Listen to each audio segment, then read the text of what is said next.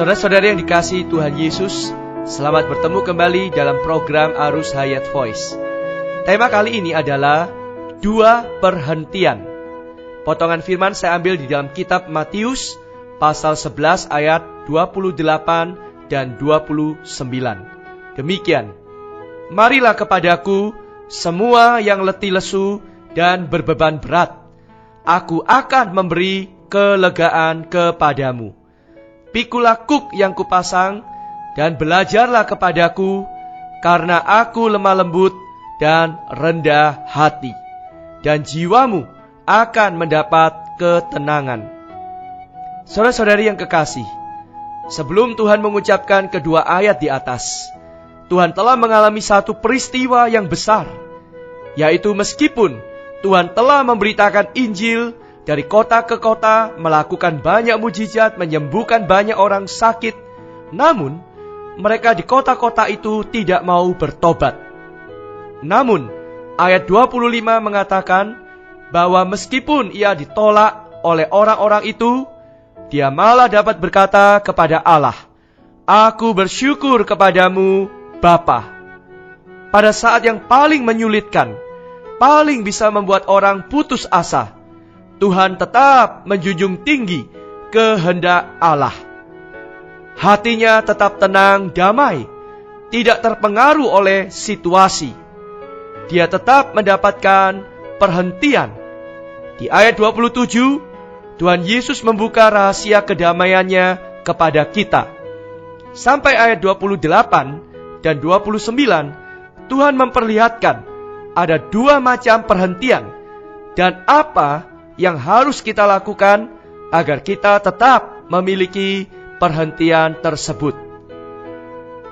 Kata kelegaan atau perhentian di dalam ayat 28 mengacu atau ditujukan kepada perhentian keselamatan, perhentian yang harus didapatkan oleh orang berdosa. Segala yang berkaitan dengan terang, hidup yang kekal, penebusan dosa, pembenaran, semua telah dirampungkan oleh Tuhan Yesus. Asal Anda mau datang kepadanya, Anda pasti mendapatkan perhentian. Selanjutnya, perhentian dalam ayat 29 adalah perhentian atau ketenangan, yakni perhentian yang di dalam batin. Setelah kita menjadi orang Kristen, perhentian yang di ayat ini adalah perhentian yang istimewa, yang berhubungan dengan perhentian kejiwaan. Seringkali, setelah menjadi orang Kristen, seseorang tidak memiliki perhentian di dalam menghadapi perkara-perkara dunia. Itulah sebabnya, perhentian yang Tuhan berikan kepada kita adalah perhentian jiwa, agar ketika kita menempuh penghidupan di dunia ini, tidak ada kekhawatiran dan kegelisahan.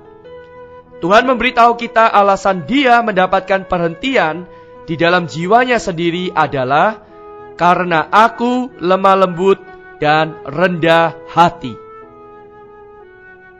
Yang pertama, karena ia lemah lembut. Yang kedua, karena ia rendah hati.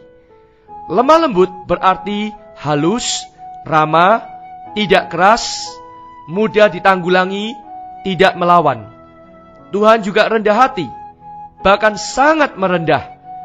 Dia merasa bahwa semua peristiwa yang ia temui di bumi adalah yang sepatutnya. Tuhan tidak mengharapkan menerima perlakuan yang lebih baik. Ia rela menerima semua perlakuan manusia terhadap dirinya. Saudara-saudari, jika kita ingin mendapatkan perhentian yang kedua ini, ada 2 perkara yang harus kita perbuat. Pertama, memikul kuk Tuhan. Kedua, belajar kepada Tuhan. Memikul dan belajar adalah 2 perkara yang berlainan. Kuk adalah sepotong kayu yang biasa diletakkan di atas punggung lembu, agar lembu itu tidak bebas lagi dan dapat giat bekerja. Kuk adalah kayu yang dipasang sendiri oleh tuannya. Karena Tuhan berkata kepada kita, "Pikulah kuk yang ku pasang." bukan dipasang oleh orang tertentu, juga bukan berasal dari iblis. Kuk kita dipasang sendiri oleh Allah. Namun, belajar adalah yang kita pilih. Hari ini, Allah memimpin kita, saudara-saudara, agar kita mau memikul kuknya. Bukan hanya terhadap perkara besar, tetapi juga terhadap perkara kecil dalam hidup sehari-hari kita. Ada kalanya, Allah menaruh kita bersama dengan orang yang sama sekali bertolak belakang dengan sifat dan karakter kita. Semua itu bertujuan agar orang satu menjadi kuk bagi orang yang lain, sehingga masing-masing berkesempatan menampilkan sifat Kristus. Jika kita meronta-ronta, selamanya kita tidak akan memiliki perhentian. Selanjutnya, saudara-saudara, kita bukan hanya perlu memikul beban, juga perlu belajar kepada Tuhan. Teladan Tuhan tercatat di dalam Filipi pasal 2 ayat 6 sampai 8. Dalam teladan Tuhan ini, sedikitnya ada 2 hal yang penting. Pertama, Tuhan tidak berdiri dan berbicara apapun bagi keuntungan dirinya sendiri. Dia tidak mempertahankan kesetaraannya dengan Allah sebagai milik yang harus dipertahankan. Yang kedua, meskipun dia adalah Allah, dia rela dibatasi. Meskipun dia adalah manusia, dia juga rela dibatasi sebagai hamba. Asal seorang Kristen mau memikul kuk kelemah lembutan dan kerendahan hati, belajar seperti Tuhan yang rela dibatasi, hatinya pasti bisa menikmati perhentian. Jika kita mau belajar kepada Tuhan, setiap kuknya pasti bisa kita pikul. Karena itu, kita tidak seharusnya menggerutu. Kita seharusnya diam, tenang, rendah hati, lemah lembut, dan dengan sukacita menerima kuk dan beban yang Ia berikan kepada kita. Mari kita berdoa. Ya Bapa, aku memuji-Mu. Semua yang terjadi padaku adalah kuk yang Engkau pasang untukku. Semua peristiwa ada di dalam kedaulatan tangan-Mu. Ya Bapa, aku rela memikul kuk-Mu. Aku mau berdiri pada posisi yang Kau atur, yang Kau tetapkan. Karena itulah yang berkenan kepadamu. Di dalam nama Tuhan Yesus kami berdoa. Amin.